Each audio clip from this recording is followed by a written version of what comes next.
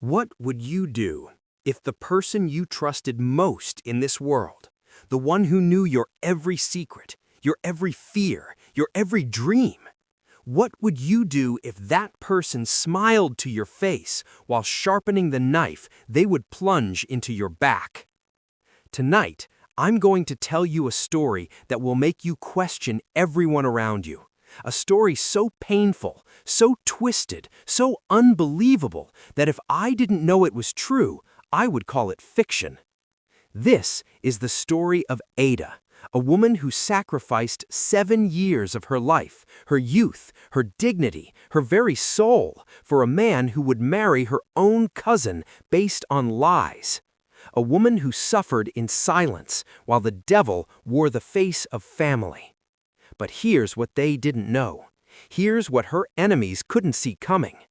Sometimes, when God allows you to be broken completely, it's because He's preparing to rebuild you into something unbreakable.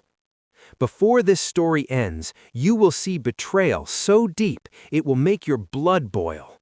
You will see suffering so intense you'll want to reach through your screen and rescue this woman.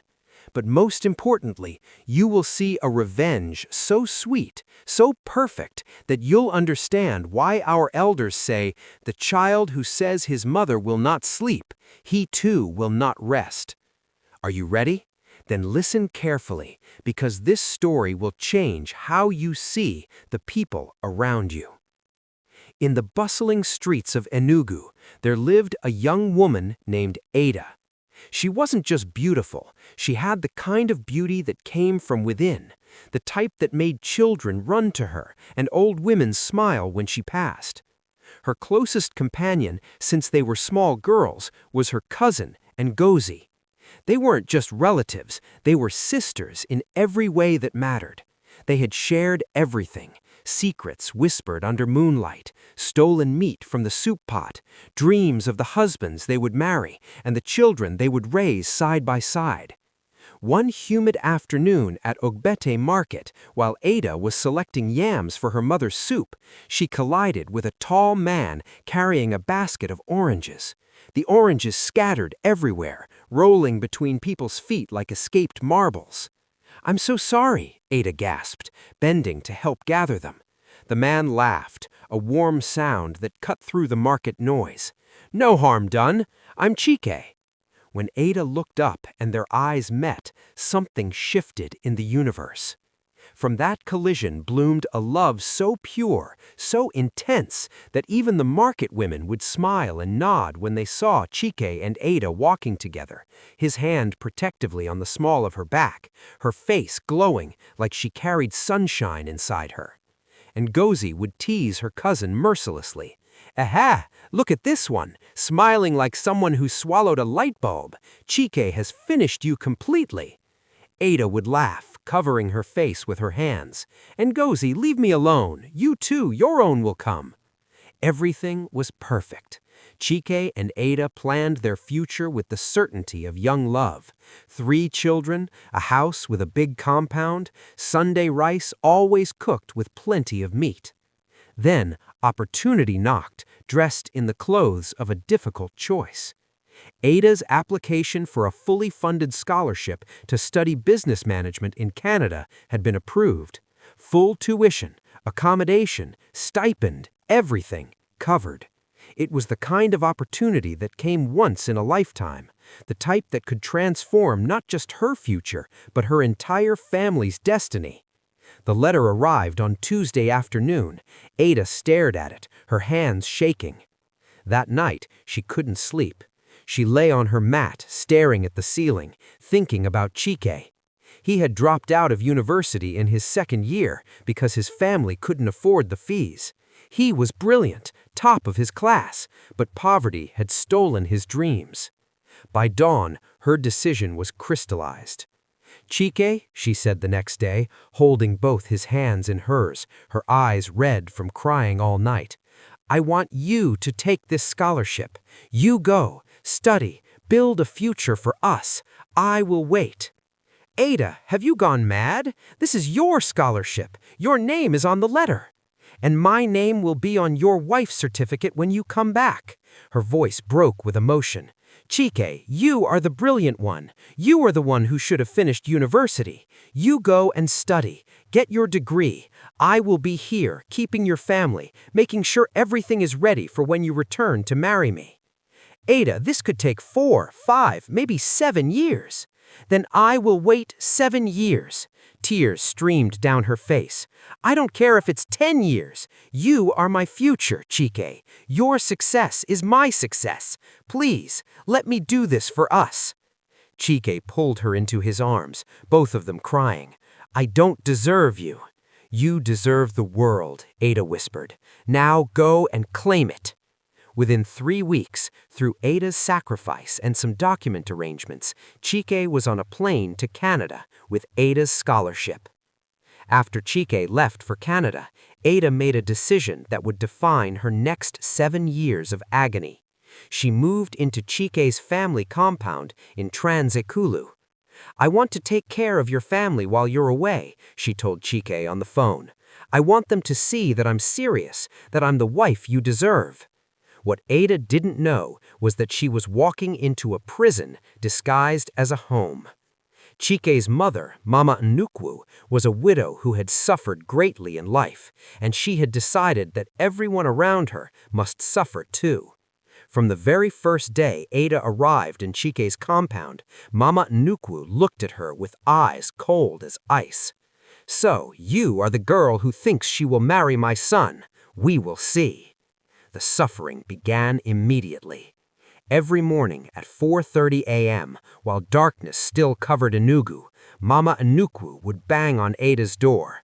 "Wake up, or you think my son sent you here to sleep." Ada would jump up from her thin mat on the floor of the boys' quarters, not even given a bed, and begin her daily torture. First, she would fetch water, but not from the borehole nearby. No, Mama Nnukwu insisted she fetch from the well 3 streets away, because that water is sweeter.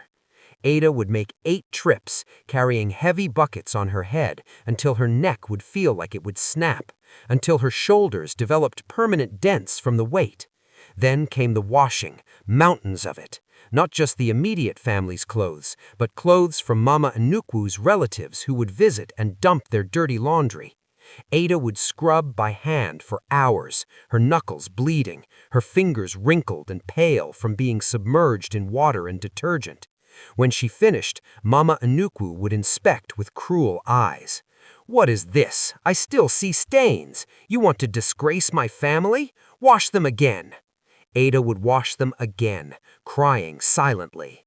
The cooking was worse. Mama Nnukwu refused to use gas. "Firewood makes the food taste better," she would say, with a wicked smile.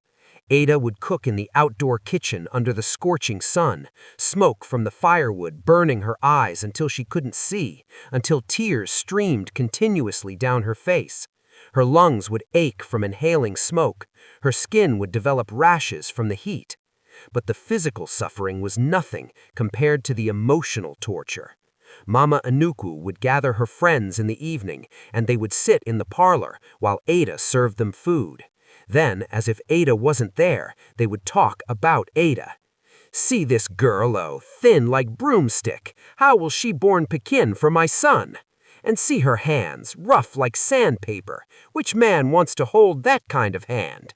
I hear her family no get money. That's why she can do house help here, thinking she will use poverty trap my son." Ada would stand there serving them, tears dropping into the soup she was dishing, pretending not to hear. Chike's younger siblings, spoiled and entitled, would treat her like their personal slave. "Ada, come and plait my hair. Ada, iron my clothes. Ada, go buy me shawarma from the junction." If she hesitated even for a second, they would report to Mama Nnukwu, who would descend on her like thunder. "So, you are too big to serve my children now, eh? Pack your things and go." Ada would fall to her knees, begging, "Mama, I'm sorry, I will do it now." She ate the leftovers, scraps really, after everyone had finished. Sometimes there was no food left at all, and she would sleep on an empty stomach. Her body grew thin, her cheeks hollow. The vibrant, beautiful girl who had arrived 7 years ago was slowly disappearing, replaced by a ghost of herself. The worst part, Mama Anukwu wouldn't even let her leave the compound on Sundays. "Church? You want to go to church to go and meet men, Abi? Stay here and scrub the bathrooms." So Ada would scrub all 7 bathrooms in the compound every Sunday, while everyone else went to worship God. At night, after everyone slept, Ada would collapse on her mat in the boys' quarters, a dark, hot room with one small window and walls stained with mold. Mosquitoes would feast on her body. Sometimes rats would run across the floor. This was her life. But every night, no matter how broken she felt, she would charge her phone with her last bit of money, and she would wait for Chike's call. And Chike would call. "My Ada, how are you?" And Ada, with her bleeding hands, her smoke-burned eyes, her empty stomach, her broken spirit, Ada would smile and lie. "I'm fine, my love. Your family is wonderful to me. How are your studies?" She never told him about the suffering. She didn't want him to feel guilty. She didn't want him to lose focus on his education. She just wanted him to succeed so that one day, one glorious day, he would come back, marry her, and take her away from this hell. Chike would tell her about Canada, about his classes, about the snow, about his part-time job at a restaurant.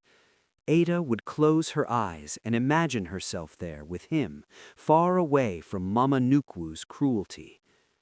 "I'm working hard, Ada. Soon I'll graduate, get a good job, and send for you. Just wait for me, small." "I will wait forever if I have to," Ada would whisper, tears streaming down her face in the darkness. Ngozi would visit and find her cousin looking like a shadow of herself. "Ada, Jesus Christ, you are now looking like skeleton. What is happening to you?" "I'm fine, Ngozi. I'm waiting for Chike." "Waiting, waiting!" Ngozi would explode. "Ada, it's been 5 years.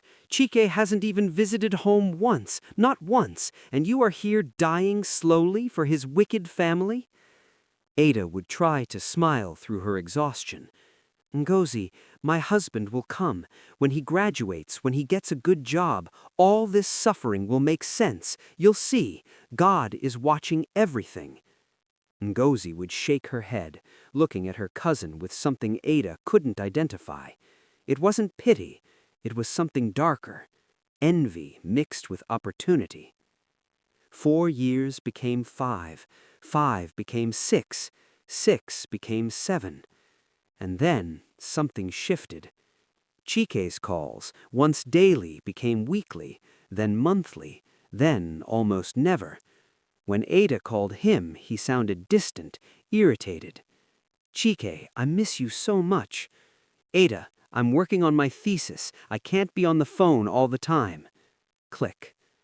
Ada told herself he was just busy, just stressed from school, just focused on finishing so he could come home to her. She was wrong. One evening, Ngozi was scrolling through Instagram when she saw him, Chike.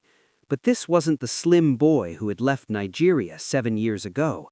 This was a man, filled out, glowing, wearing designer clothes, standing in front of a beautiful house covered in snow, looking like success itself. Ngozi stared at the photo for a long time. Her mind began to race. Here was Ada, her cousin, suffering like a slave in that horrible compound, growing thinner every day, her youth wasting away. And here was Chike, living his best life in Canada, barely calling, barely caring. But more than sympathy for Ada, she felt something else rising in her chest, a dark, ugly feeling she had been pushing down for years. Why should Ada get this man?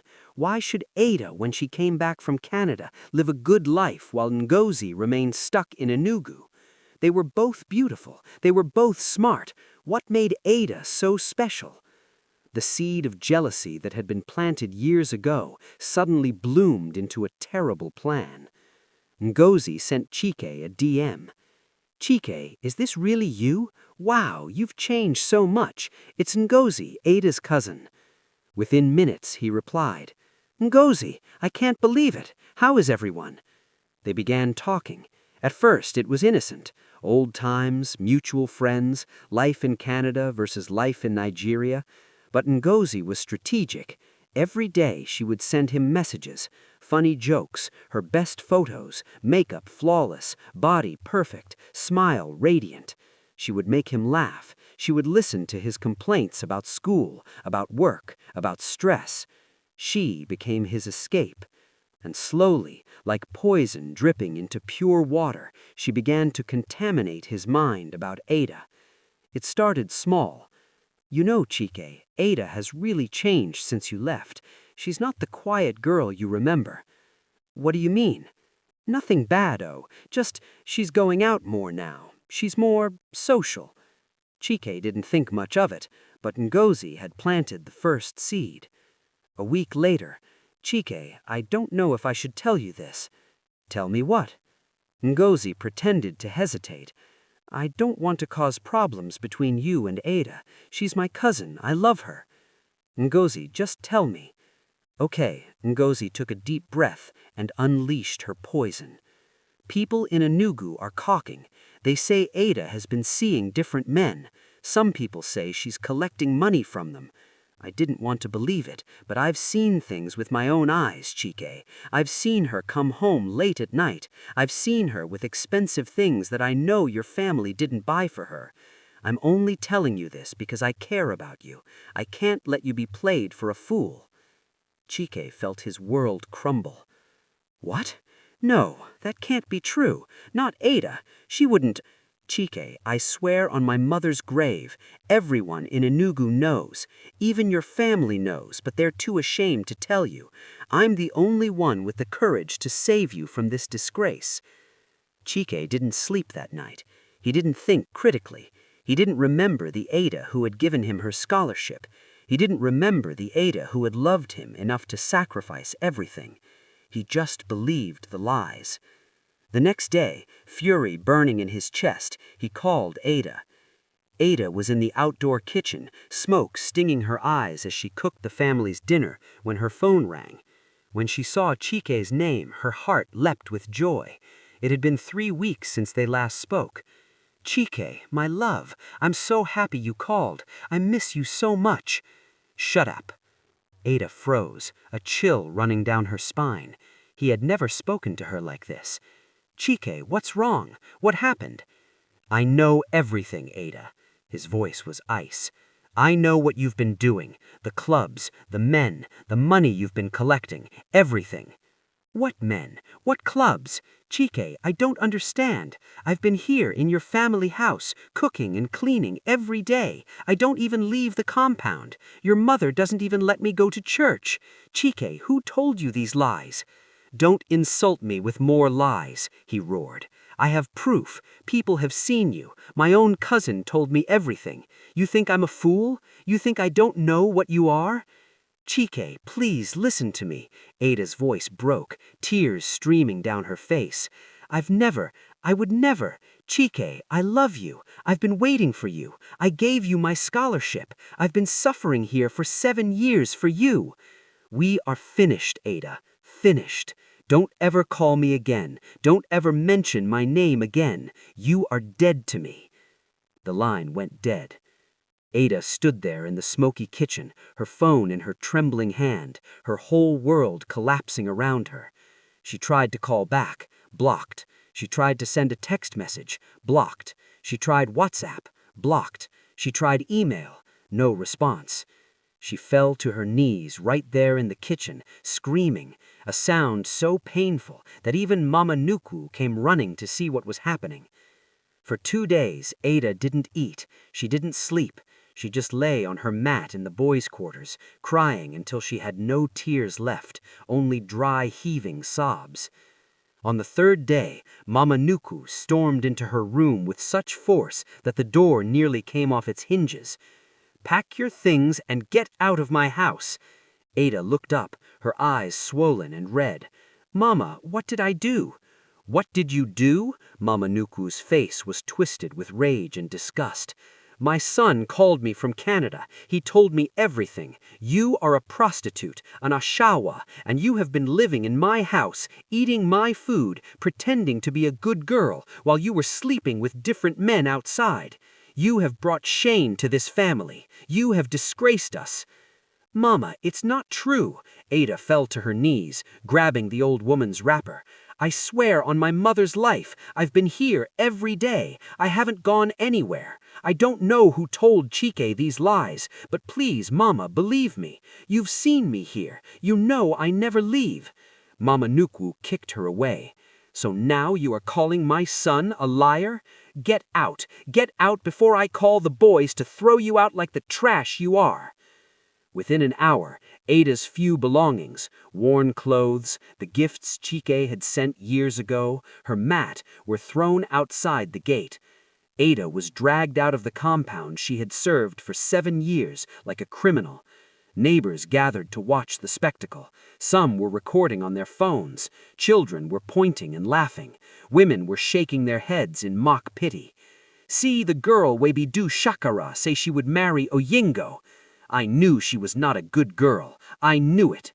Shame, shame, shame. The gate slammed shut with a finality that echoed through Ada's soul. She gathered her things and began the long walk to her mother's house on the other side of town. Every step felt like walking through broken glass. People she passed would stop and stare. Some whispered, some pointed. The story had already spread through the neighborhood like wildfire. When she finally reached her mother's house and knocked on the door, her mother took one look at her daughter's face and knew immediately that something catastrophic had happened. "Ada? My daughter, what is it?" Ada tried to speak, but no words came out. She just fell into her mother's arms and released a sound that didn't even seem human, a deep, agonized wail that came from the very depths of her shattered soul. Her mother held her, rocking her like a baby, as Ada cried. She cried for hours. She cried until her voice was gone. She cried until her body had no more water to release. And still, the pain didn't stop. While Ada was drowning in her suffering, something beautiful was blooming 3,000 miles away. Ngozi and Chike's relationship grew stronger every day. What had started as friendly chats became flirting. Flirting became phone calls that lasted until 3 a.m. Phone calls became video calls where they would stare at each other and smile like lovesick teenagers. "You're so beautiful, Ngozi," Chike would say. "You're not so bad yourself," Ngozi would reply, biting her lips seductively.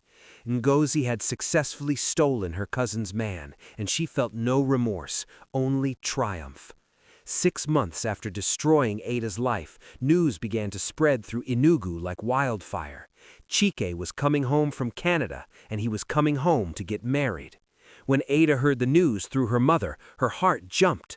Maybe Chike had realized his mistake. Maybe he had discovered the truth. Maybe he was coming back for her after all. She was so wrong. On a bright Saturday morning, Ada dressed in her best outfit, though it was old and faded, and went to Chike's family compound. Her heart was pounding with hope, with the possibility of redemption. But when she got to the gate and looked through, what she saw turned her blood to ice. There, in the compound where she had suffered for 7 years, decorations were everywhere. White and gold balloons, flowers, ribbons, tables set up with expensive lace, a massive cake 5 tiers tall standing in the shade. And there, trying on a wedding dress, spinning and laughing, was Ngozi, her cousin, her sister, her best friend.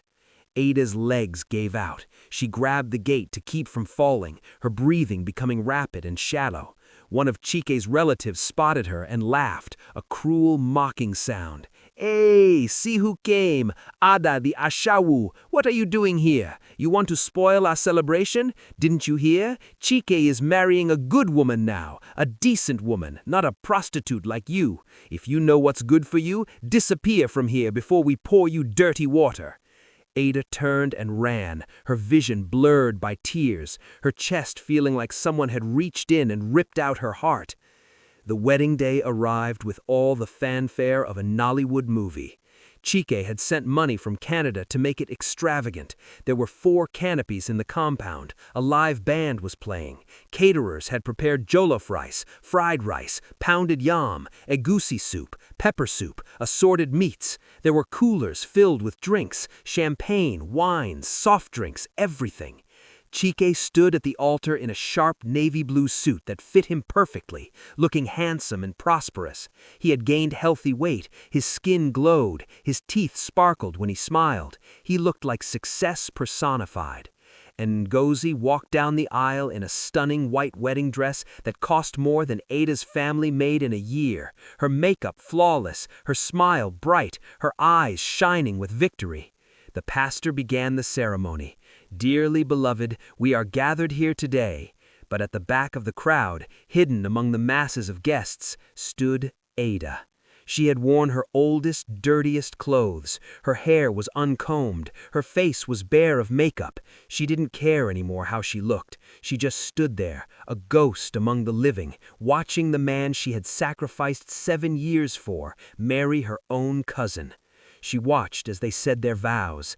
"I, Chike, take you, Ngozi, to be my lawfully wedded wife." She watched as they exchanged rings, gold bands that gleamed in the sunlight. She watched as the pastor pronounced them husband and wife. She watched as they kissed while everyone cheered and clapped. She watched as they cut the cake, feeding each other while cameras flashed and the band played a love song. Tears poured down Ada's face like a river that would never run dry. Her entire body shook with silent sobs. The music was too loud for anyone to hear her crying. The celebration was too joyful for anyone to notice her pain. After the reception, Chike and Ngozi were driven to their new home in a decorated car with "Just Married" written on the back. Chike had rented a beautiful 3-bedroom flat in Independence layout, one of the nicest areas in Enugu. It had modern furniture, air conditioning, a big TV, everything. That night, as they celebrated their wedding, Ada went home and cried herself to sleep on her mother's floor. The next morning, Ada woke up with a terrible determination. She couldn't accept this. She couldn't let her life end like this. She had to make them hear her. She had to make them understand that she was innocent. She bathed, wore clean clothes, and walked to Chike and Ngozi's new home. When she got there, there was a gate with a security guard. "Please, I need to see Chike and Ngozi. It's urgent." The guard looked at her suspiciously. "Who are you?" I'm Ada. Please, just 5 minutes. I need to talk to them." The guard went inside. When he came back, his face was hard. "Oga say make you come out from here. Say if you no go, I go call police arrest you for trespassing." "Please," Ada's voice broke. "Just let me explain. Just let me tell them what really happened. Chike, Ngozi." She started shouting, her voice desperate. "Please, I never did anything. The stories were lies. Please, just listen to me." The guard moved towards her threateningly. "If you no come out now, I go use force." "Chike!" Ada screamed, her voice raw with anguish. "I gave you my scholarship. I suffered for 7 years. How can you do this to me?" Curtains moved in the window. Ada saw Ngozi peek out, look at her, then close the curtains again. The guard grabbed Ada's arm roughly and pushed her. She stumbled and fell on the hard ground, scraping her palms. He went back inside and locked the gate with a loud clang. Ada sat on the ground outside their house, right there on the street, and she cried. She cried until she had no voice left. She cried until concerned neighbors came out to ask if she was okay. She cried until her mother, who had heard where she went, came and carried her like a child. That night, Ada's mother held her daughter and spoke words that Ada's broken heart couldn't yet receive.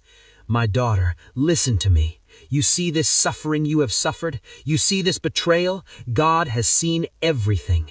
Every tear you have cried, He has collected in a bottle. Every pain you have felt, He has written in His book. Your own husband will come. A man who truly deserves you will find you. And these wicked people who have done this to you, their joy will be short, very short. What they have planted, they will harvest. You just wait and see." Ada wanted to believe her mother, but how could she? Her youth was gone, her dignity was destroyed, her reputation was ruined. Who would want her now? Meanwhile, Chike and Ngozi were living like royalty. Chike had gotten a good job working remotely for a Canadian company, earning in dollars while living in Nigeria. They ate at the best restaurants, they wore designer clothes, they drove a nice car. Ngozi posted on Instagram and Facebook every day, showing off her new life, her handsome husband, her beautiful home. She would post pictures with captions like, "When God says yes, nobody can say no. #blessed, married life, living my best life."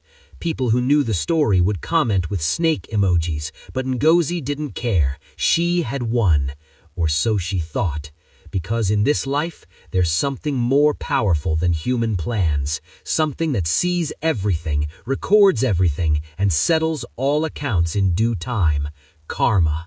The first crack in their perfect life appeared exactly 3 months after the wedding. It was 2 a.m. Chike and Ngozi were sleeping in their air-conditioned bedroom when Ngozi suddenly woke up, coughing. Something was wrong. The air smelled strange. "Chike! Chike, wake up!" Chike jumped up, confused. "What? What's wrong?" Do you smell that?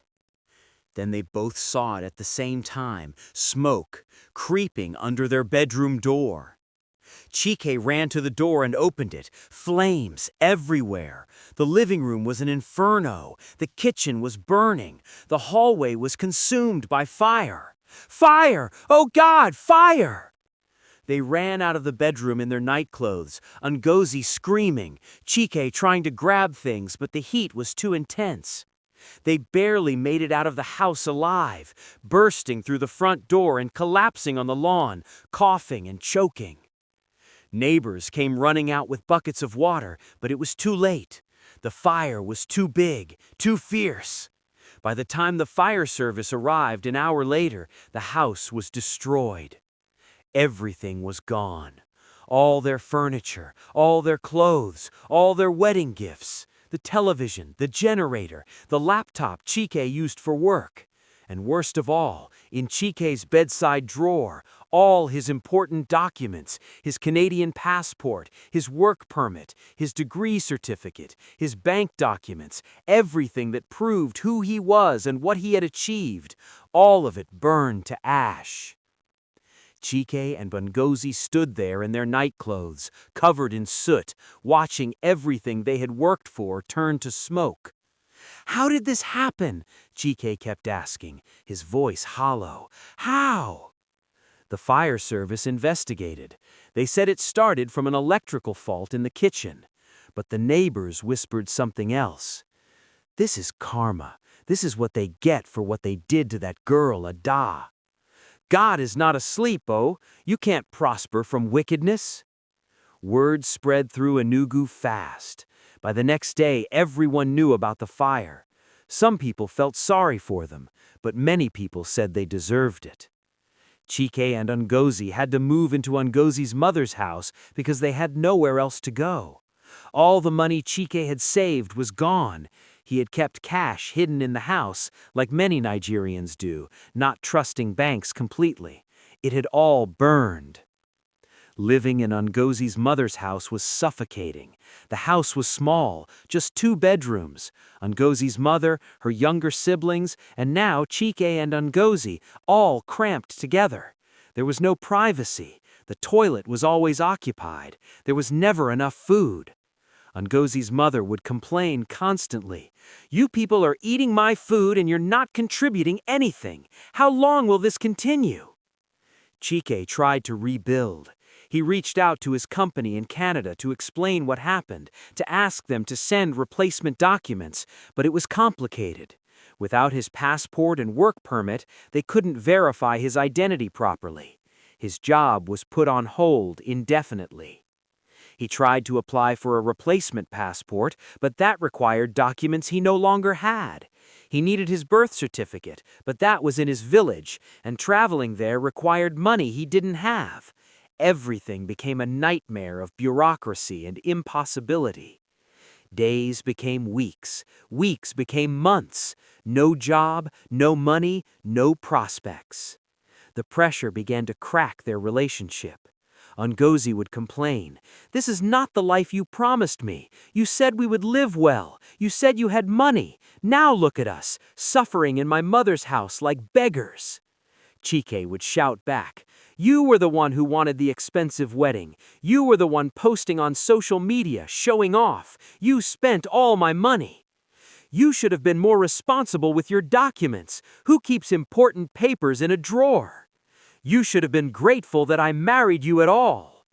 The arguments became vicious. The love, if it was ever really love, died quickly. What was built on lies and betrayal couldn't stand when trouble came like a flood. After 6 months of constant fighting and suffering, Ngozi packed her bags. "I can't do this anymore," she told Chike, tears of frustration and regret running down her face. "I'm going to stay with my aunt in Aba. I need space." "So you're abandoning me? Just like that?" "Abandoning you?" Ngozi laughed bitterly. "You have nothing, Chike, nothing. I married a man with a future, not a beggar. Fix your life, then maybe I'll come back." She left that day and never returned.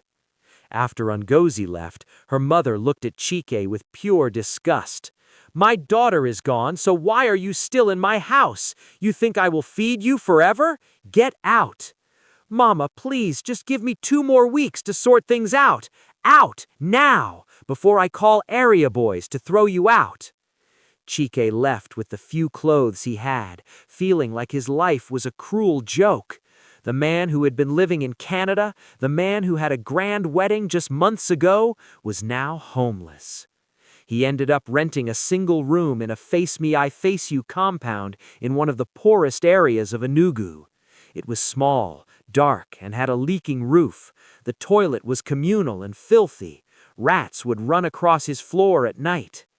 To survive, Chike started working as a keke driver, riding a tricycle around Enugu for 20 or 30 naira per trip.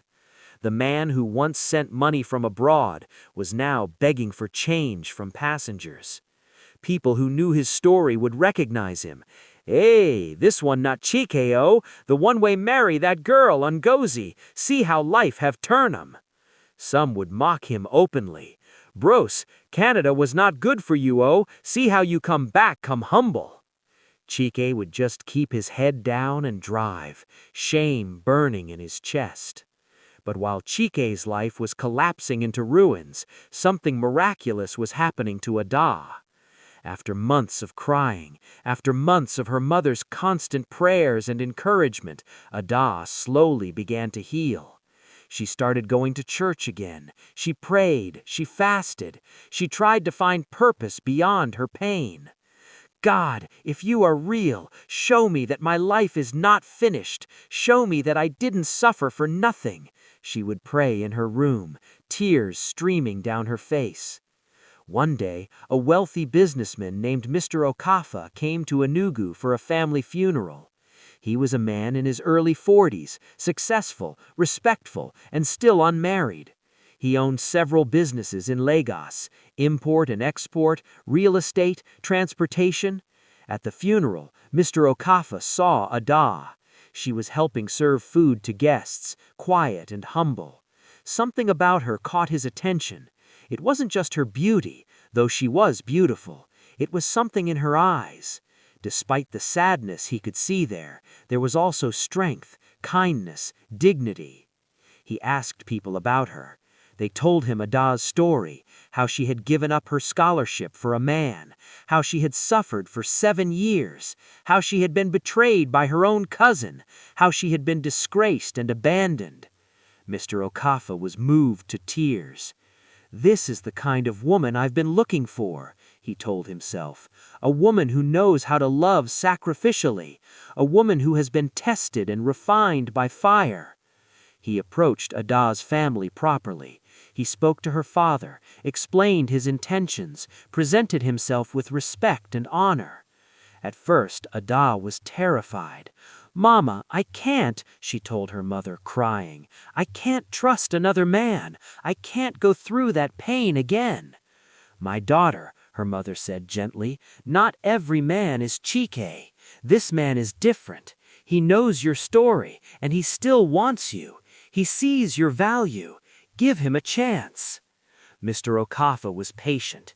He didn't rush Ada. He courted her properly, showed her respect, proved his character through his actions.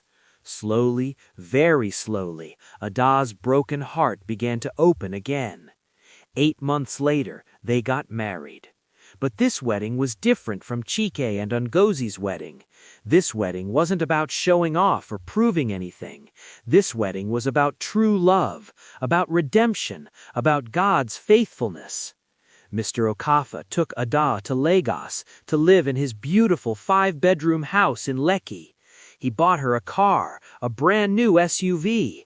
He gave her access to his businesses. But more than the material things, he gave her what Ada had been starved of for 7 years: love, respect, peace, and dignity. Ada finally understood what real love looked like. Not the kind that takes and uses and discards, but the kind that cherishes and protects and honors. When news of Ada's marriage reached Enugu, it spread like wildfire. "Have you heard? Ada done Mario, and the man is very rich. Eh, God is wonderful. See how God vindicated her. That girl suffered Shah, but see how her story ended." Ngozi heard the news while she was staying with her aunt in Aba, and it was like someone had poured acid on her heart.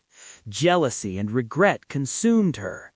She had destroyed her childhood friendship, her reputation, her marriage, everything. And for what? For a marriage that collapsed after 6 months, while Ada, the woman she had betrayed, was now living like a queen? Ngozi became obsessed. She had to see Ada. She had to apologize. Maybe Ada would forgive her. Maybe they could be friends again. Maybe Ada would even help her financially. She found out where Ada was living through social media and traveled from Aba to Lagos. When she got to the big house in Lekki, with its high gates and beautiful compound, she felt both awe and bitter envy. She pressed the intercom. "Yes?" A man's voice, the gate man. "I want to see Ada. Tell her it's Ngozi, her cousin." There was a long pause. Then, "Wait."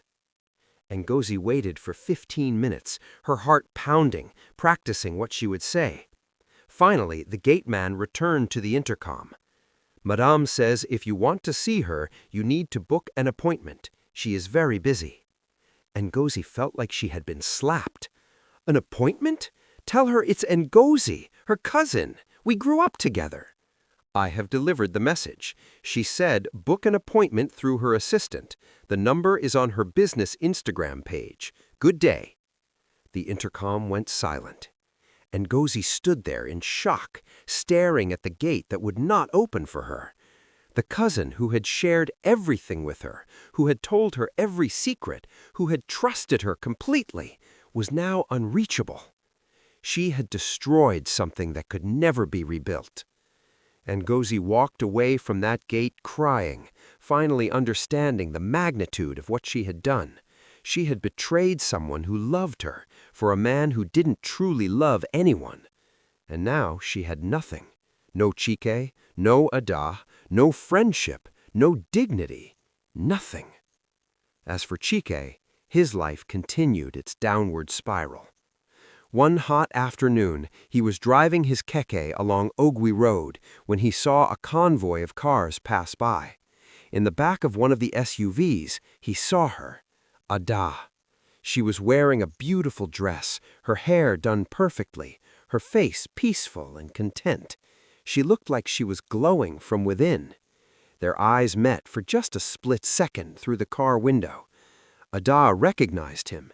Chike saw the recognition in her eyes. But there was no anger there, no hatred, just nothing. She looked at him the way you would look at a stranger, and then the car drove past. Chike pulled his keke to the side of the road, his hands shaking so badly he couldn't steer. He put his head on the handlebar, and finally, after months of pretending to be strong, he broke down and wept.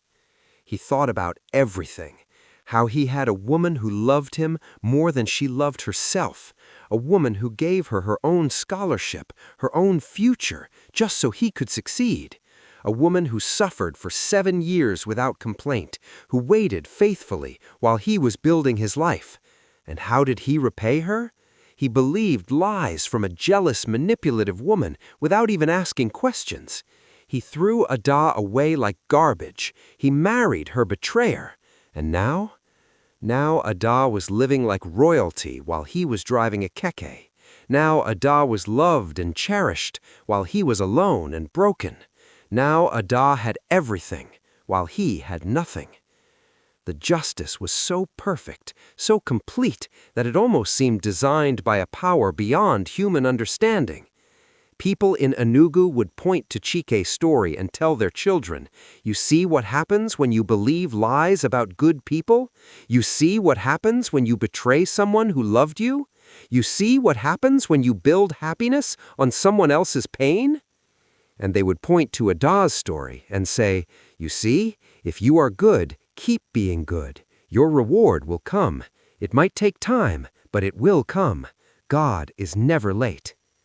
2 years after Ada's wedding, Mr. Okafor had a beautiful baby girl. They named her Chimanda. My God will never fail. Ada would hold her daughter and remember all the suffering, all the tears, all the years she thought were wasted. And she would understand that none of it was wasted. It was all preparation. It was all refinement. It was God writing her testimony with the ink of tears, so that when joy came, it would be undeniable. As for Ngozi, she's still in Aba, unmarried, regretting every decision she made, living with the weight of knowing she destroyed her own life with her own hands. And as for Chike, he's still in Enugu, still driving his Chike, still struggling to survive, a living reminder that you cannot prosper from betrayal, that lies always have legs that eventually get tired, that karma might delay, but it never forgets the address. This is the story of Ada, the woman who gave everything for love and lost everything to lies, but in the end gained more than she ever dreamed possible. Remember this: what goes around always comes around. Always. If you were Ada, would you forgive those who destroyed your life? Or is some betrayal so deep that only karma, not forgiveness, can answer it? Let's know your answer in the comments section. Thank you for watching. Please do well to subscribe, like, comment, and share for more educating and interesting stories. Bye.